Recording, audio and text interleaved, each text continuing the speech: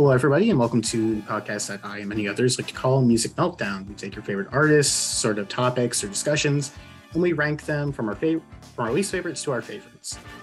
For today, I'm going to be doing the personal pick of one of our former guests, Vanessa, and we are going to be tackling the discography of the B-52's. Post-punk, new wave, sort of pop band started in the late 70s, going on up until their most recent release was in 2007, 2008, I believe. To tackle this with me, I have a buddy of mine, Rich, and we're going to be going through them as well as the EP, do I pronounce this thing? Mesopotamia, because he requested it and it had David Byrne producing, so it sounded interesting enough, so I allowed it to include it. With that being said, what was your previous knowledge about the B-52's before doing this? Well, first of all, thank you for having me on, Adrienne. This is a lot of fun. Never done this before, so a little nervous. Bear with me. I would say I'm a pretty big B-52's fan. I was into them way back when I was a kid. Probably first heard them when I was like about 12 or 13. And my friend had a really cool older brother that we all idolized. And I'm pretty sure it was him that turned us on to the B-52's. There's a couple of their albums that I've just heard so many times. I've heard most of the rest of the catalog. There were a few that were new to me. So, this was really great. That's good to hear. I was pretty new to all of this. I knew some of the bigger hits, but I didn't know it was them. Like I knew Rock Lobster, and I think I knew a song or two off like Wild Planet or something. But overall, I wasn't too familiar. They were a band that was on my radar, though. I like a lot of this sort of new wave, sort of post-punk thing. And I was really interested in getting to them at some point, and it went, I will say. I will say that it went. Okay. Alrighty. With that being said, do you want to kick things off or do you want me to? I'm cool with whatever. Sure. Well, I might as well try to kick things off. So we've got 8 albums, correct? That is correct, yes. 8. Okay, so number 8, I've got Whammy, 1983. Keith Strickland, who was the drummer, got sick of playing drums, and they used a drum machine. I like drum machines, but I kind of think the drum machine sounds weak on this album. The album has lots of synths, big kind of shift to the synth world on this album. A lot of it sounds like Devo, and especially the synths. And that's not really a problem in and of itself, but I just don't think any of the songs are very good. Most of the songs I've got rated 3.25, which is pretty good. There's a few of note. Whammy Kiss, Kate Pearson, I think it's Kate Pearson, brings back the dolphin noise that she used in Rock Lobster. That was kind of funny. They've got Queen of Las Vegas, which was left over from the Mesopotamia sessions. They re-recorded it. Again, I just gave it a 3.25. And then the album peters out at the end with 3 weak tracks. One of the tracks on the original release was Don't Worry, Yoko Ono cover. And they had to remove it because of copyright issues. It wasn't a great song anyway, but they replaced it with Moon 83, which isn't great either. So not too happy with this one. It's the only one I'm really not happy with, but it's a 2.5. Meh. Oh, goodness. I wasn't a big fan of that record, but this is when I dropped the bomb on you. I did not like this very much at all. Oh, no. I didn't hate it. But we're gonna go through a lot before we get to a record that I like. Ouch. And yeah, my bottom slot here is going to be their final record. Shit, I accidentally wrote down in my notes Good Stuff twice. I'm talking about their final record. I believe it's called Funplex. Right. Keep this one short and sweet. I hated it. It's a total pivot away from a lot of the great pop that they were making towards the end of their career to just some incredibly obnoxious new wave that I've ever heard. I hate the guitars and drums. They're so obnoxiously loud. They just sound like garbage to me. And just on a song-to-song level, I think that at the very best, this record only ever got mediocre. Things go up to okay from here, but yeah, this is gonna be a 1-star record for me. I hated this. I thought it was terrible. Wow. Okay. 1 star. Ooh, you got to start somewhere. Okay, for number 7, I've got Bouncing Off the Satellites from 1986. This one is fun, I thought. It's got a very 80s production. For example, it's got that clapping percussion sound effect. I don't know if you know what I'm talking about, but it sounds kind of like an electronic clapping noise. That's typical of the 80s, you know. But I think it's pretty fun. It was difficult for the band because they lost founding guitarist Ricky Wilson. He died of AIDS around this time, but they were actually mostly finished with the album by the time that happened. So they just had to push through it. And then after it was released, they never did any promotion or anything from it. And they took a long hiatus, which is totally understandable. They were all really broken up about it. You know, he was the brother of Cindy Wilson, one of the singers. So that's tough. But I think the album is fun. You know, that's what this band is all about, fun. Strangely enough, I think the weakest track is the first track, Summer of Love. And it's kind of funny, you know, there's a few albums I've come across where the weakest track is the first track. It's kind of a peculiar phenomenon. But I think the best track is Wig. It's about wigs, of course. And I think it really revives the spirit of Wild Planet. Very fun song. There's a joke in it that actually made me laugh in spite of myself because it's a really corny joke. Something about some guy getting a hairpiece at a thrift store because he didn't want to pay. So pretty cheesy there, but funny anyway. There's a song called Detour Through Your Mind. It's pretty, a little bit trippy. The end of the song has a backwards message. And I found out what that was. Fred Schneider goes, I buried my parakeet in the backyard. Oh no, you're playing the record backwards. You might ruin your needle.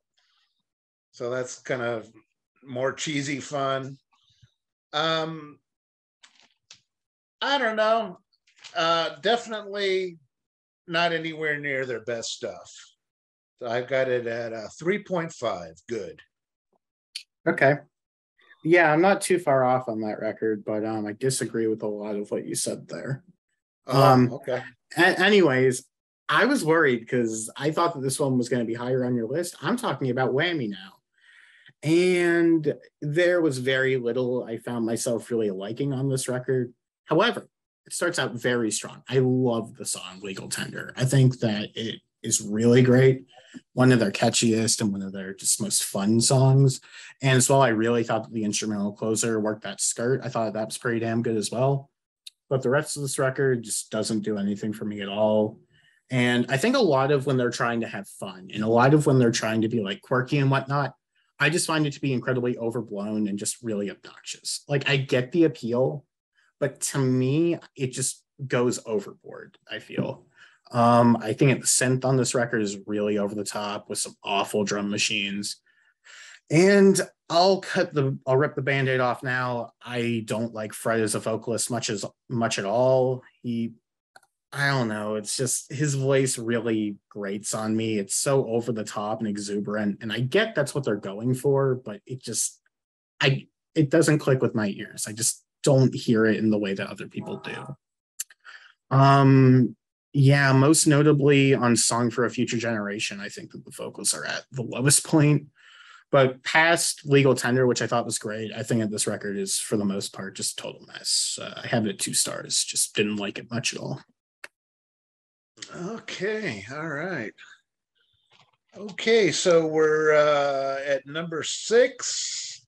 I've got Funplex, their reunion album from 2008. 16 years since their last one, Good Stuff. I think it's fun, of course. Very danceable, good beats and rhythms.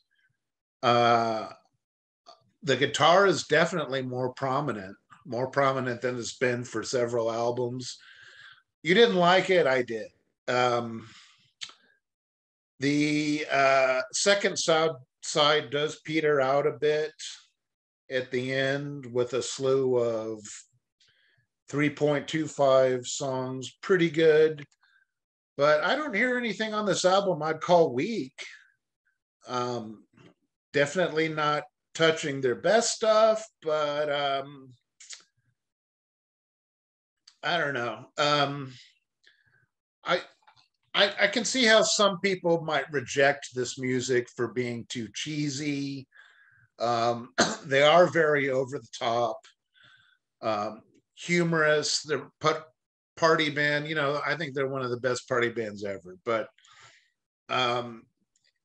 you know, if I can see thinking they're too cheesy, but I prefer to see them as campy. You know, there's a big difference. Cheesy's not so good, campy's great. So I see them more as campy. But you know, it's not the greatest. By the time you get to the last track, Keep This Party Going, that one sounds a bit too rote, and it's just not the party that they're trying to make it be, you know. But it's still pretty good. And so I also have this one at 3.5 stars. Yeah, I mean, if you're into it, that's all cool. And I'm sorry if I like got you down or anything by saying that I'm just not that into it. I don't know. It's just, I don't care about that. Yeah, I guess if I'm gonna take camp, I kind of prefer it in more like a glammy zone, more like a just sort of a classic rock, or like I'm not really sure. Because I listened to some stuff that you could maybe call cheesy, over the top, or anything. Like, for example, I'm really into, or at least I got into music through this style of like emo through pop punk, which you could also say is rather sort of exuberant, rather over the top. But I don't know, just something about that clicks with me better than this. And I think a lot of it comes down to I'm just not crazy about a lot of the synth choices that the band makes, and Fred's voice, which all props to you if you're able to enjoy it, and to anybody who can. It's just not really for me, you know. Next record I'm going to be talking about, though, is one that you already discussed, Bouncing Off the Satellites. For sure a step up from Whammy, in my opinion, but still not anything too special. Far more contemporary to the sound and the time that was going on, leaning into more 80s pop tropes. Almost reminded me a bit of a band like Prefab Sprout at points. And I really enjoyed the opener, Summer of Love, which you didn't care for. I thought that was great. There's a little section where they get into sort of the standard B-52's affair, and for me, it's kind of the worst part of the record. I really don't like Wig, and Juicy Jungle wasn't very good either. As well, I wasn't really into Ain't It a Shame. And although I love the closer, She Breaks Her Rainbows, it gives me sort of like a dream pop vibe, similar to Always. Overall, though, it's not really an awful record, and I can see why this one would be good or somebody would enjoy it. I give it a 2.5 star. I think it's overall an okay record. And weirdly enough, because I typically don't do a top 10 songs, you requested that we do it. So I went ahead and I made a list, and I would assume you did as well. This record actually has a very strong showing in my top 10 songs list. Like the top tracks on this record are for me like some of the best in the B-52's catalog, but I don't know, there's just a lot of tracks that sort of bog it down for the album ranking, you know. Yeah. Yeah, we are at the opposite ends of a few things. I forgot to mention on Whammy, you praised the last track on Whammy, which I think is the worst on the album. So what are you going to do? It is what it is. Yeah. All right. So we're at number 5. I've got Good Stuff from 1992. I had this CD back in the day, and it never clicked with me. I didn't listen to it much, and then I had to get rid of it. That's a whole other story. But going back to it for this project and giving it several close listens, I think it's good. Most of the songs are 5 to 6 minutes long, which is kind of long for pop songs, and points off for Dreamland, which ends the first side. They just pointlessly drag out that ending way too long. There's Is That You, Modine, which is enjoyably cheesy. Something about going to heaven with aliens. I think Kate Pearson sounds great on this album. Cindy Wilson isn't on it. It's the only one that she hasn't been on, but she took a break for this one. I think the production is great.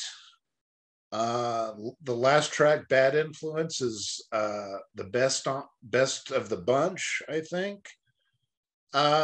Still at 3.5 stars, though. Yeah, that's all good. That's all fair. And hey, we agree on a placement at least. I'm also talking about big stuff, good stuff. All right.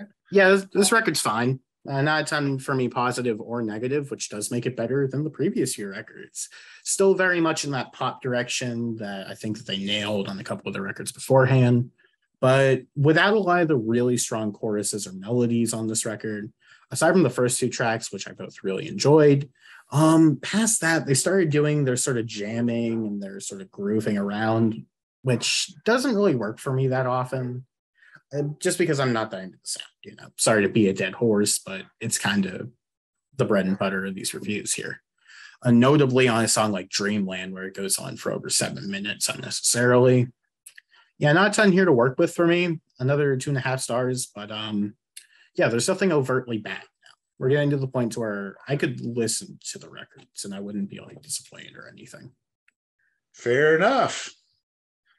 All right, so we're at number 4. I've got Cosmic Thing from 1989. And this was big. I think it's their biggest record. You know, I remember when this came out. Love Shack was huge. It was all over MTV. I actually did a recording with my sister singing over the Love Shack track at Six Flags. They had a recording booth there, and we nailed it. It was so good. Damn, I wish I had that tape. I don't know where it is. But it's got Dry County, which is just one of the gayest songs I have ever heard. It is so gay sounding. And that's a good thing, of course. I dig gay. Not gay, dig gay. Just a great song. It's got Kate's synth bass on it. That she plays a lot of synth bass on the 80s stuff. And she's really good. Really catchy song, that one. A few of the songs on the album, though, are not very catchy. I don't think Junebug or Bushfire are very catchy pop songs. The last 2 tracks are excellent, though. Topaz and Follow Your Bliss as a nice instrumental closer. Yeah, I love the ensemble of the two women against Fred Schneider with his weird singing voice. It's just bizarre, and I don't know. I think it sounds so cool. So anyway, Cosmic Thing, I've got it up to 4 stars. Okay, we're going to be going a bit before I talk about that record. Okay. Wow. I have a feeling I'm going to be talking about a record that is very beloved now. That I get it, but once again, not that into the band. Talking about the debut, B-52's self-titled. And yeah, I wasn't crazy about it. It's far closer to punk than a lot of their future records. And I don't know, I'm not crazy. This is kind of when I listened to this first, obviously, and I wrote down that I wasn't crazy about the male vocals on this record. They weren't going to get better, and I was blissfully unaware at the time. The female vocals, I did enjoy on this record.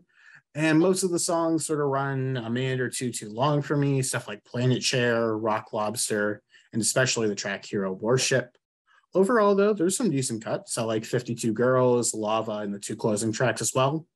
Overall, I don't think that this record's like too special or anything, but yeah, it's a decent listen. If you're into that sort of punky new wave thing, I'd say give it a shot. I will say, this band is definitely very queer, and I'm very queer, so I wish I liked them more. But yeah, not spreading the queerness here. Just not for me. It is what it is. Well, okay, yeah, they're quite a number of them are gay in real life too. They're icons in that respect, and I can't hate them too much. They've done a lot for everything like that, I would assume. All right. So we're at number 3. Let's keep talking about the debut, B-52's 1979. Very fun. Considered a classic. John Lennon famously loved this album, and they inspired him to get back in the recording studio. It starts off with Planet Claire, and right away you hear that James Bond, Dwayne Eddy kind of guitar style. So cool. And then 52 Girls. It's just wild. The girls sing off key on occasion, but they get away with it because they're just so wild and crazy, you know. And Rock Lobster, of course, was classic, still classic, big hit. I have memories of high school dances when everybody was dancing to that one, and when Fred Schneider goes down, down, everybody would shimmer down, down, down, down to the floor. And then when the music brought back up, you know, they'd jump up. It was so cool. Tons of fun. Let's see. I like everything on this album except the last track, Downtown, originally sung by Petula Clark. That was a hit in *64. And I think they just butcher that song. I think, you know, I can understand being a B-52's fan and, you know, really liking it, thinking it's campy or whatever, but I just think it's awful. So, and that has something to do with my rating. I've got this album. It's another 4.4 out of 5. Man, we are just all reversed. I like Downtown. I thought that one was fun. I thought it was good. It's all good. We aren't going to match up on anything here, but that's okay. Now I'm talking about the record that you coerced me into including. I'm talking about Mesopotamia. And man, I wish I could say that this was my favorite of their earlier stuff, because I love David Byrne on this project. I was saying this before we started, it just sounds like a prototype to the Talking Heads record, Speaking in Tongues, and that record's amazing. Pretty much all of the punk that were on the first two records are entirely gone here, and it's entirely for the better. This completely signaled the direction I wanted the band to go into. Unfortunately, they never got to work with David Byrne again. But aside from that, I adore Loveland. I think Deep Sleep is really great. The title track's awesome. And Throw That Beat in the Garbage Can as well is really cool. I think that this record might actually sound better than what I think Speaking in Tongues sounds. It's a little bit more raw, slightly less polished, and I think it allows the personality of the band to come in just a little bit more. With all this being said, I was tempted to give this a strong 4, but there are some notable missteps in my opinion. I don't like Cake. I think it's just super annoying and doesn't click for me in any way. And the close is just sort of okay. It's so disappointing because I think that there is so much greatness here. And if it was allowed to be turned into the full record that it was supposed to be, then I feel like the missteps could have been more forgiven because there could have been more of that great production and some of the fun campiness that we're talking about. But for what it is, I have it at 3.5. I do think that this is good, but with only liking 4 of the 6 songs, it does hurt the record having a couple of duds for me. All right. Well, Mesopotamia is my number 2 from 1982. I've heard it so many times. I'm just crazy about this album. I think David Byrne does a great job of production. I don't know why there was a problem with him or with the record company, and they just had to abort the mission, and they put out these 6 songs. It's kind of a mini album. It's kind of in between an EP and an LP. So I'm really glad you were willing to include it because it is a favorite. It's maybe a little more experimental than their earlier stuff. Maybe some more rock elements. Loveland, Kate really just belts that one out. Just stellar. Deep Sleep is sensuous and seductive. Mesopotamia, I'm just crazy about. Mesopotamia, the song. I think it's really cool how you don't hear from Fred until Mesopotamia comes up, and then he's like, I am no student of ancient culture. And he talks about, before I talk, I should read a book. I don't know. I'm crazy about it. Cake, I'm crazy about. They really go nuts singing on that one. Throw That Beat in the Garbage Can. Such a fun song. Great guitar tone. Funny. Nip It in the Bud, the last track, maybe the rockinest thing that they've ever done. And Sexy too. And I just think the musicianship is really interesting. The drums are kind of like musical instruments in their own right, you know. They do things in those songs a lot more than just keeping the beat. So yeah, I got Mesopotamia at 5 stars. I was like nodding along there and I was like zoned out slightly, and then I just like collected myself and heard you say 5, and I went nuts there for a second. You're all good, man. If you love it, that's awesome. I'm glad I heard it. There's some killer pop stuff on there. Well, Rich, buddy, I gotta say, it has been forever since I agreed with somebody on this show. I haven't had the same number 1 as somebody since episode 2 with the Yardbirds. And I still don't. My number 2 is Wild Planet. Oh. Okay. Overall, it's a much better package than their self-titled. It's less overtly punky and has far more of a new wave to post-punk flair to it. And I really enjoyed how the record starts out. Songs like Party Out of Bounds, Running Around, Private Idaho, as well as Devil in My Car show massive jumps up from the debut. Most of the songs are shorter and they cut a lot of the jamming, which really helps as well. Unfortunately, there's a bit of a dry spell with cuts like Quiche Lorraine and Strobe Light. Fun fact, actually, 2 weeks ago in my culinary class, we made Quiche Lorraine. I didn't eat it because I don't like quiche, which were worse than anything on the debut. And it closes out fairly strong as well. I feel the record showed a lot of promise for the group. And if they were able to tighten everything up more and just figure out the songs that best fit the record, it was going to be really great. Unfortunately, they canceled the next record with David Byrne, and the one that followed was Whammy. And we both agree, Whammy kind of sucks. I'm going to give this one a 3.5 stars. I think this is another really solid record, but the last record is the main reason why I wouldn't say that I dislike the B-52's, because I really loved my favorite record by them. All right, that's my number one, Wild Planet. It only beats Mesopotamia because it's got more excellent songs on it. Mesopotamia, all 5 stars. Wild Planet, all 5 stars, except the last track, which is kind of a throwaway, but it's still great. I give it 4.5 stars. Excuse me.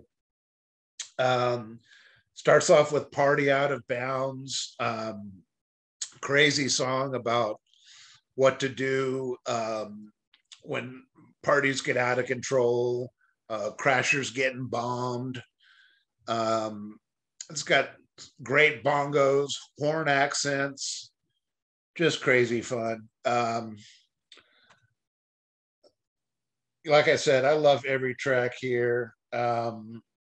Private Idaho, I guess, was kind of a hit. Yeah, I always heard that one more often.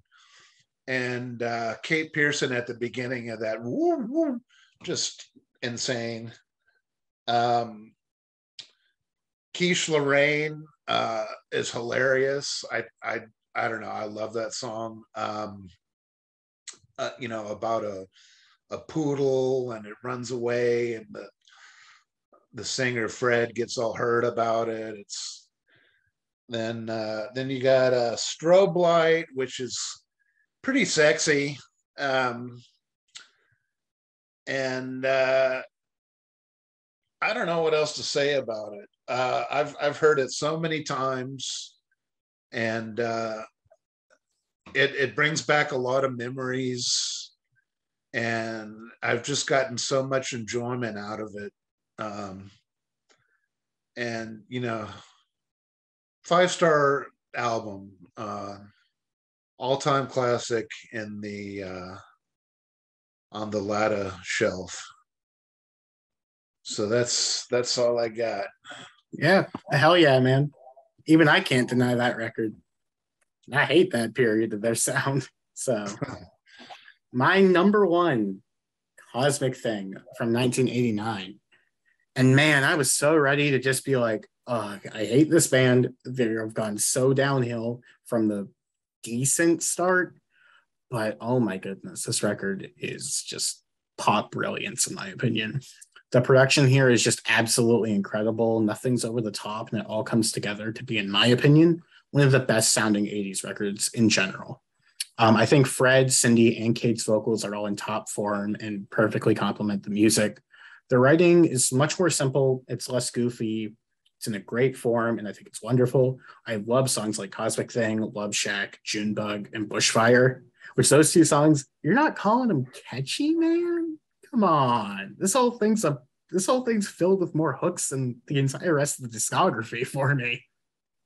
Not really much in terms of low points either. I thought Channel Z was just sort of okay.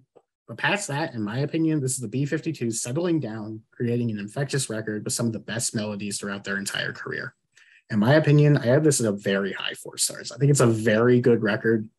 And I'm not going to go back to most of these records. I might go back to Wild Planet, but I threw Cosmic Thing like immediately into my work playlist because I want to go back to this thing like right away.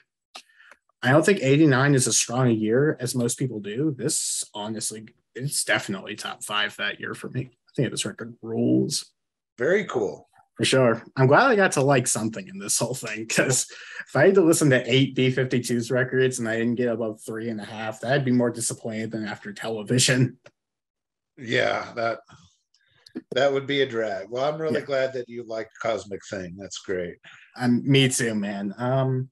That being said, I guess let's just kick it into songs. Favorite tracks. All right.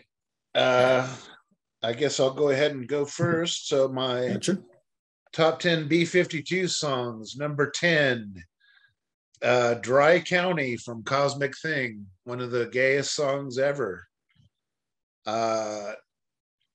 Number 9, Quiche Lorraine from Wild Planet. About the dog about 2 inches tall with a strawberry blonde paw. Sunglasses and a bonnet with designer jeans and appliques on it. Number 8, Nip It in the Bud from Mesopotamia. Just rocking, sexy. Number 7, I've got Deep Sleep from Mesopotamia.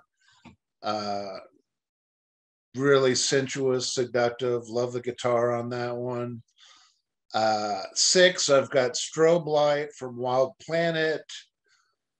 Just, God, so fun, so infectious. I love it when he goes, baby, when I kiss your hair, I feel electricity in the air.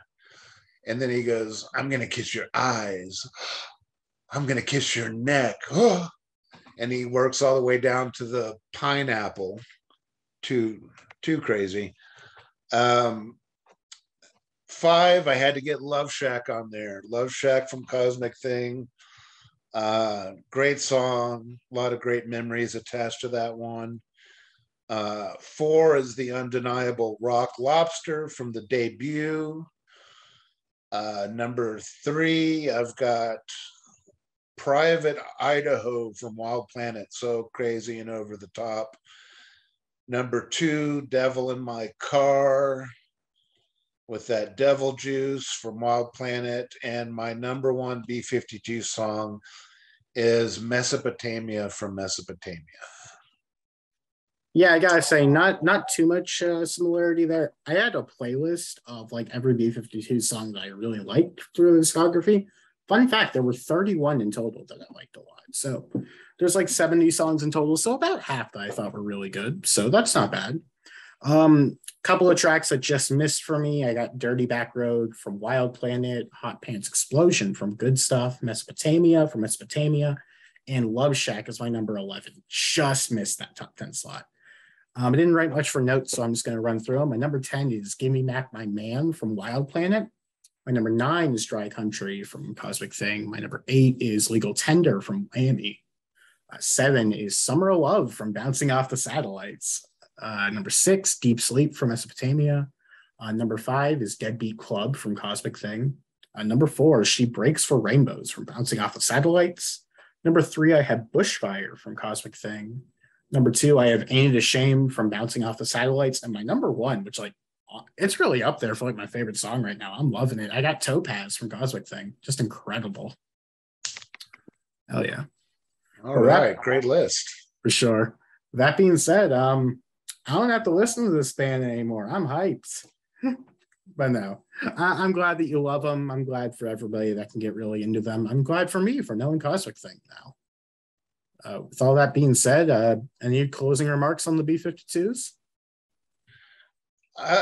It's always great to do a deep dive, really educational. And this was really fun. For sure. I'm happy to have you back whenever for whoever. So figure I'll just throw that out there. But that being said, next week I got another guest, another friend of mine named Chris on. We're going to be talking about discography of 2000s alternative rock band. Pretty big titan, not necessarily in the US anymore, but I hear they're more popular across in Europe. Talking about the Killers. Well-known stuff like Mr. Brightside, Somebody Told Me. There's a hit on Sam's Town, I think, that I'm blanking on the title of. Yeah, they got 7 or 8 studio records. It's going to be a lot of fun. That being said, I hope you all enjoyed. I hope you had a great time watching the B-52's. Hopefully I didn't hurt your moods too much. Hopefully Rich brightened the mood up. That being said, I hope you all have a great one, and see you.